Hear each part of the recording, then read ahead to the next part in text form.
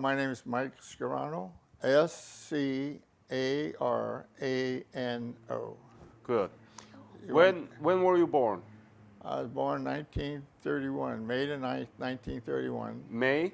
May 9th, 1931, Where were you born? Philadelphia, Pennsylvania. I'm from a mixed family. My mother was Polish, my father was Italian.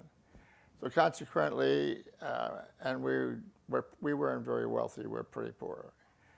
And we moved in, we moved in with my grandmother, my Polish grandmother.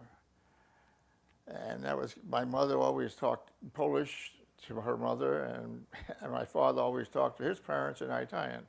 And I went to Polish school for 8 years. Mm-hmm. I used to be able to speak it, but I don't speak it anymore. I don't even understand it anymore. But it was a lot of fun. I was one of four. I was the oldest. I had two more brothers and a sister. How many sisters? One sister, two brothers. And you're the eldest. I'm the eldest. Yes. When did you graduate high school? I didn't. You didn't. I had 1 year high school, and I forged my papers and went in the military when I was 16, with my father's consent. He helped me get in. Well, let's put it this way, he put me in. I had no reason, I didn't want to go to school. So Army? In the Army, yeah. He was in the Army during the Second World War. He was a truck driver over in China, on the Burma Road. So remember, when did you join the Army? 1947. I was 16. And where did you go to basic? Fort Dix, New Jersey. Fort Dix? Yeah, Fort Dix, New Jersey. Mm-hmm. And what was your MOS? I was a Marine oiler. Out of the 6 years that I was in the military, in the Army, I spent 5 years with it on boats and ships. So you are not Marine? No, I'm an Army guy. Yeah. But I'm not a Navy guy. But I was on boats and ships. So what was your specialty? I worked in the engine room. I worked around. I was the guy who oiled all the equipment and kept everything running. I went to Korea in 1948 for the occupation. I was stationed in Incheon with the 90th Transportation Corps. I worked on a tugboat. 19th? 90th Transportation Corps. Uh-huh. What is the division? What's that, sir? What division did you belong? I worked in the engine room on a tugboat, on a tug. We pushed the ships down the channel into the locks. You don't remember the locks in Incheon? Well, we pushed the ships in there and put them up against the docks. And I did that in Korea. And then we left Korea in 1949. The Korean government, as I remember, said they didn't need us any longer. They were capable of taking care of their stuff. And everybody that I knew going aboard the ship to go back home said, we'll be back. And I met a lot of nice people in Korea in 1948, 47, 48, in Incheon.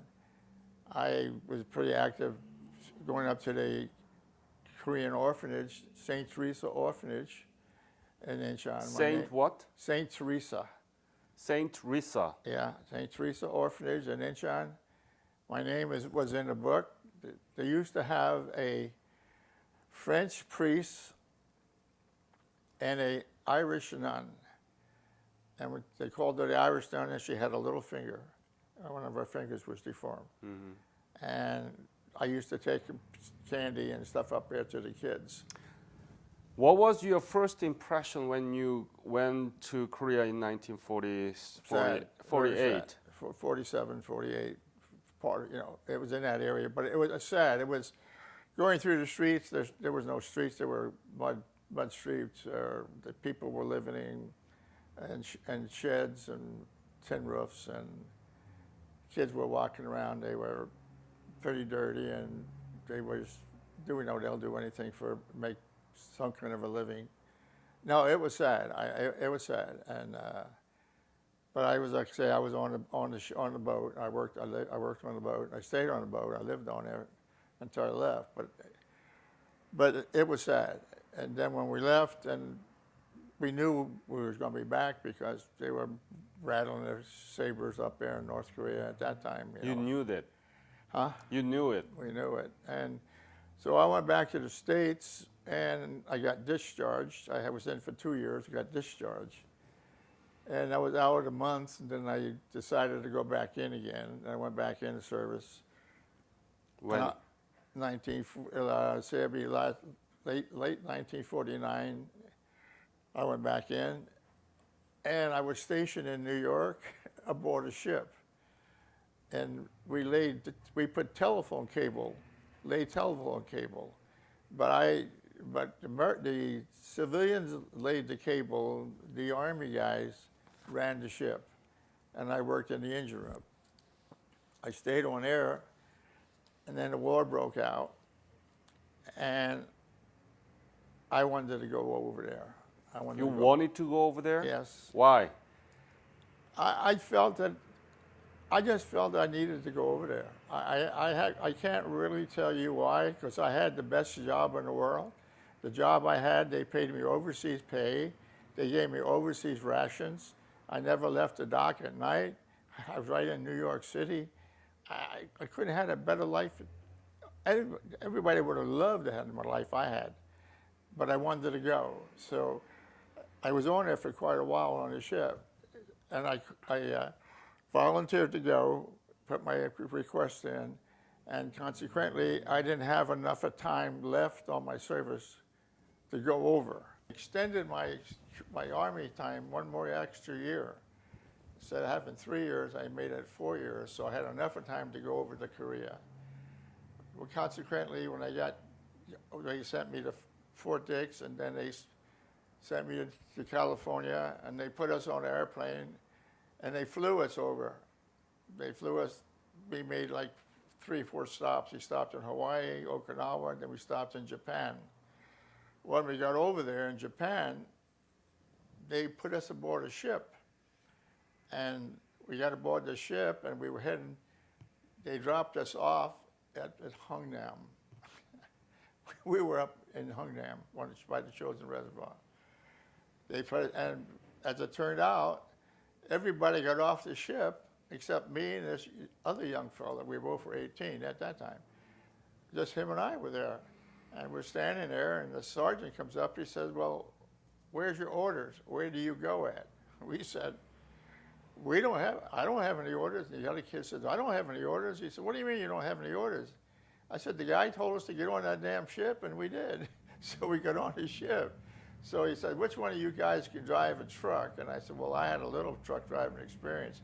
He said, "Okay, you can drive a truck. He's going to be a shotgun rider. You're with us in the 10th Corps Supply Company." So we drove truck and we delivered supplies all over up in North Korea. And then, You mean Changjin area? huh? Where? For the Changjin battle? Hungnam, Hamhung, up in that area. We delivered it. And I was there when the Chinese chased us out. And what we did, we emptied out all the supply companies that we could empty out, and we burnt everything we couldn't take. And we got down to the ship, and they put us aboard the ship. We loaded the ships with all the supplies, and then on the very last trip we made, they put the truck and everybody aboard the ship.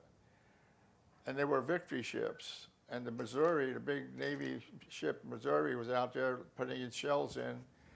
As far as in, I guess they were going in 22 miles or whatever, but they were putting shells in while we were moving out. We got aboard the ship, they put our trucks, tied our trucks down, and they told us to get down to the bottom of the deck of the ship. And then they told us to lay down flat. Everybody lay down. The second deck, they covered the second deck up, and everybody lay down. And we said, "Well, why are we laying down?" They said, "Well, if you ain't laying down, you got no place to sleep." So we was on that ship, I think, 3 days, and we got down to Busan, got our trucks off, and we started to head back up north. But when I was in Incheon, strangely, I met a couple of guys that I was on a ship with in New York. And I said, what are you guys doing? And why aren't you back on New York on the ship? They said, well, we're over here now. We're on small freighters, and we go back and forth to Japan, picking up freight and bringing it in.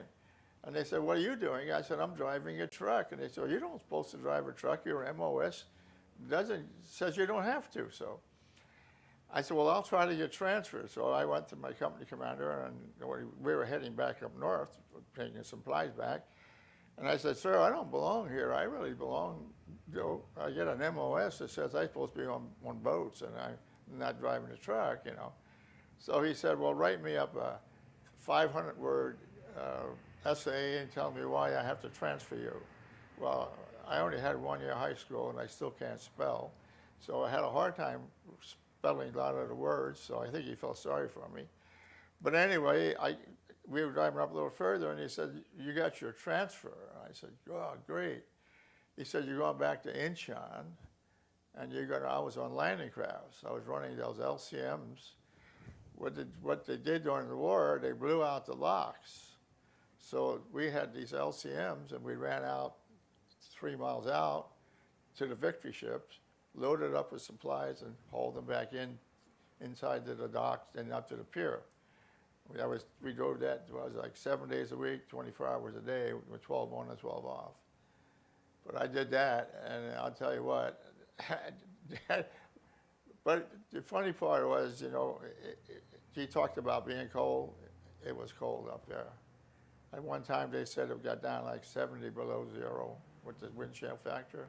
You mean Incheon? When we were up in Hungnam, when we were leaving, while we were waiting our trucks to get unloaded, we were sitting around a big fire.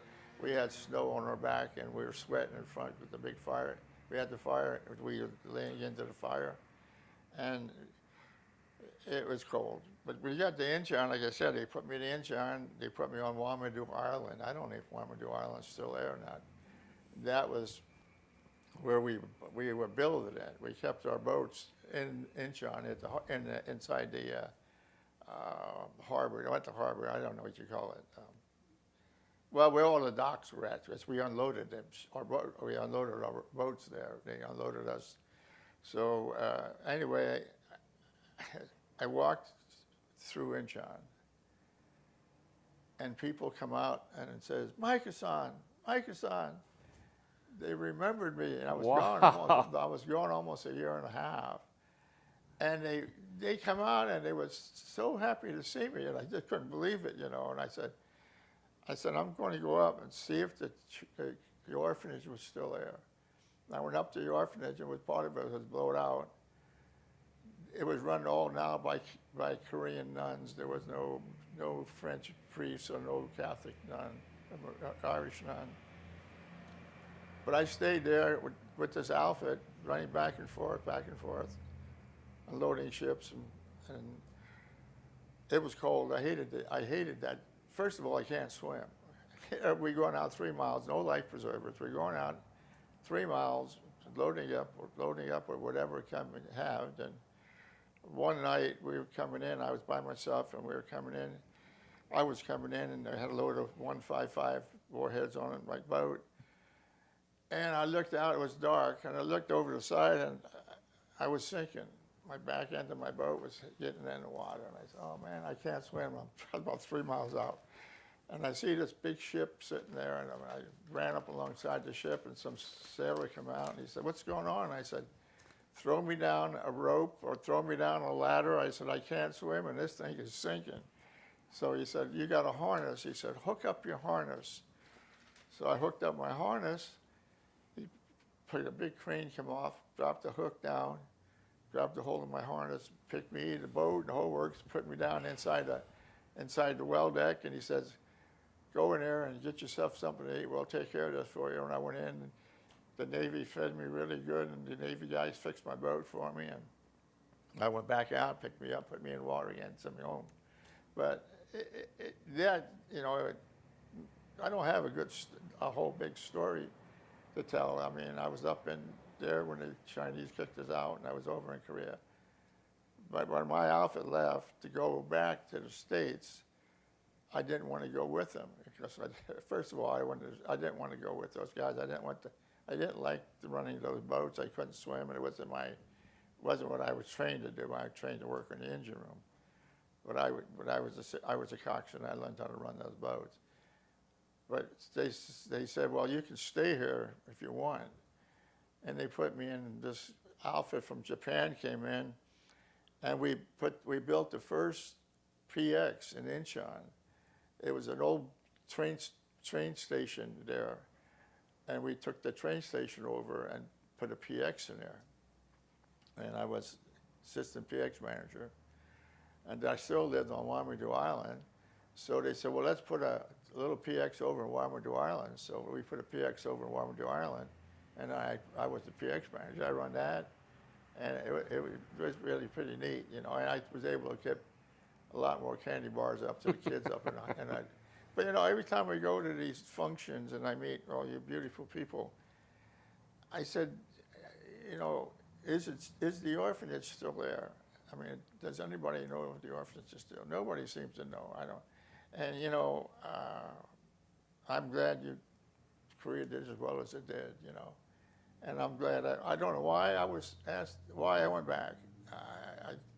Maybe it was God's will to go back, to do whatever I had to do, and you know, and He kept me safe. I seemed like Jerry would tell you. He said, "I don't believe the stuff that you pulled. You know, how did you get out of doing this? How did you get out of doing that?" I said, "Just want to ask them," and they told me to go do it. You know, they always transfer me wherever I wanted to go at, and but I don't know if I want to go back. Thank God I never got wounded, and I never really got sick. And the 6 years I spent in the military, and most of my time was over in Korea. And I love the people. I mean, you know, they taught me how to write my name, but anyway, when I can't write it on mic anyway. But yeah, I have real good relations with you people, with the Korean people. They are, because you know they're responsive and they're appreciative. But they're not teaching anybody. Nobody knows about Korea, and nobody knows too much about the Second World War. Everybody knows that the Vietnam people really got screwed coming home. Too many draft dodgers. There was no draft dodgers when I was in. They put your damn ass in there and you went in. They'll put you up in the front line and teach you how to behave yourself. But I don't know. That's my opinion. When did you leave Korea? I left Korea probably in early part of 1952, because I got back to the States and I got, that's another story. I got back in the United States and I went to Fort Dix, New Jersey. On the way down back, they said, "Oh, you guys that went to Korea can go any place you want to go, in any station you want to go." And I wanted to go back to New York because they had a new ship. My old ship was not there, but they had a new one. And when I got back down to Fort Dix, New Jersey, took a 30-day leave, went home, see my mom and dad, my sisters and brothers. Went back to Fort Dix, New Jersey, and they said, "Well, we got your orders." I said, "Am I going to New York?" They said, "No, you're going to Port Townsend, Washington." Back to the same outfit I was with in Korea, the 532nd Engineered Boat and Shore Regiment. I was running LCMs. We had our LCMs down here in Port Townsend. So I wasn't a heavy camper, but then I used to come to Port Angeles, and I met my wife and was married 31 years, and things happened, and we separated, and I have 6 children, 8 grandchildren, 13 great-grandchildren. Very successful. What is Korea to you? You didn't have to go to Korea, but you went to Korea, and now you don't want to go back to Korea, but still you remember all those Korea 1940s and 50s, and now you know what happened to Korea. What is Korea to you? Korea is fine. I'm glad that they were able to, you know, pull themselves out of the hole and do good for themselves, you know. And I used to get a big kick out of when they first made these Hondas and Kias. I said they made them all out of the beer cans we left there on the beach. So, you know, I think the Korea did really well, and I'm very, very proud of the people for doing that, you know. But I think Korea and the United States have got to get together and do something for our poor people. I don't want to see that no more. I didn't want to see that older lady sitting there, and she had 2 kids that were making money, but she didn't make enough to take care of her. Sad. Mm-hmm. And I don't know if I want to go back. If I went back, the only place I would like to go would see if the orphanage was still there. Mm. What is, you know that the American history textbook doesn't really tell about the Korean War much, and what do you think we have to do? I don't think the textbooks tell the people in school what we did in the Second World War, or what we did in the Vietnam War. They walk around with their heads stuck in the sand, and they don't know what's going on in the world. They don't even know what's going on now. You know, we're in deep trouble. But the kids nowadays don't seem to care. You know, and they're making it easy so everybody can smoke joints, smoke pot, and they all walk around half stoned. And one of these days they're going to wake up. It's going to be too late. It's going to be too late. But I'm not going to be here. You know, I'm on my way out. My son, he was in the Air Force. He flew in the Gulf Wars. And he was a pilot. And he's a pilot for Alaska Airlines right now. He stayed 12 years in the military and he quit. He didn't want to stay no longer. But you know, I don't know. You can give these kids books. That doesn't mean they're going to read them. You know, you can teach them in school and they don't really give a damn. It doesn't affect them. Unless they are affected, they'll never know. They'll never know. See, I'm from a poor background, and my dad had to work hard to keep us going. And I worked 3 jobs to raise my 6 children in this town. I worked 38 years at the paper mill. I worked longshoreman on weekends. I sold insurance on the side to raise my 6 children. And they have respect. They know. And they're proud of me. Mm-hmm. Yeah. Mm-hmm. So I don't know what to say. I don't know how to tell you about what you said. You can teach them, but if they don't care, they ain't going to learn. Mm. They're not going to until it's too late. I told you my story is short and no background. No. So what did you do with the orphans in the St. Risa when you were there? What did you do with the orphans? With the orphans, I just went up to see them and I gave them candy. You know, like I said, when I got to work in the PX, I had more candy to give. So I give them candy, and there's nothing more you could do, you know, and you hang around with them, play with them and stuff. They were all nice kids and stuff. And when the Koreans took it over, they didn't speak that much English, and I didn't speak any Korean. So, but I met some beautiful people.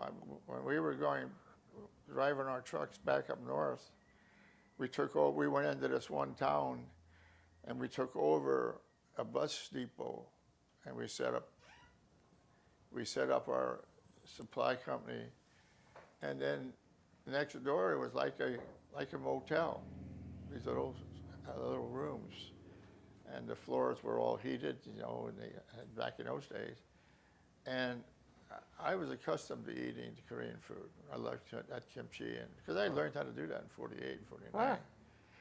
So one day I went over to the people who owned the place, and Mama's son, Papa's son, and they were eating, and they invited me to eat. And I said, oh, okay. So you number one son, you know, they had a son that was in the Korean War, the Korean Army. And so I sat down, and we were eating, and they were watching me, and I reached over and got some kimchi, and I put it in my mouth, and I'd eat it, you know, and they were really happy. You eat kimchi, and I didn't complain. And the next day, my billet where I was sleeping, that was nice and warm. Mama's son got out there, and she would start the fire at this end of the building, and it would go through the floors, and the smoke come up the other end. all my other buddies were freezing to death, but she took me in as her son.